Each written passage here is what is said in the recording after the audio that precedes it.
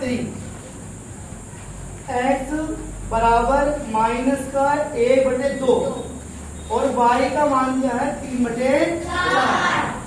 x का मान minus का 1/2 जबकि y का मान दिया है 3/4।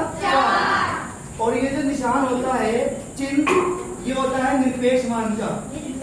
क्या होता है? निरपेक्ष मान का। ये कह रहा है कि पहले x का निरपेक्ष मान, फिर और इन दोनों का आपको जोड़ निकालना है, यानी योग निकालना है। प्लस का मतलब क्या होता है? जोड़ना या योग करना। बात माइंड में आ गई? yes, अब हम कैसे करेंगे? हम यहाँ पर इस वाले x का मान रखेंगे और यहाँ पर इस वाले y का मान रखेंगे। जैसे कि मैंने मोड लगाया, यहाँ पर x आ गया और x का मान कितना है? कितना? गलत बोलना है। माइनस का 1/2। माइनस का 1/2 आ गया।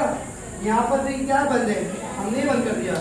फिर प्लस, फिर ये चिन्ह, फिर y की वैल्यू कितनी? 3/4। फिर ये आपका क्लोज हो गया।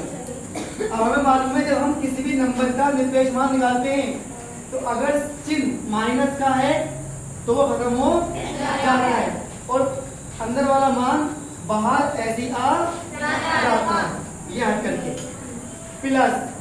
लेकिन जब कोई मान प्लस का होता है तो निरपेक्ष मान में उस वाले मान पर कोई फर्क नहीं पड़ता। अब यहाँ 4 थे और यहाँ 1/2 थे, तो यहाँ पर भी 4 बनाने के लिए 2 से गुणा नीचे और 2 से गुणा ऊपर करेंगे।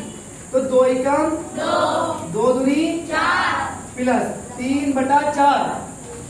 3/4। और मैंने कहा था जब दो परिमेय संख्याओं के प्लस में अगर आपका हर समान है, यानी कि नीचे वाला मान समान है, तो एक बार लिख करके ऊपर वाले मान को ऐसे ही उतार देंगे।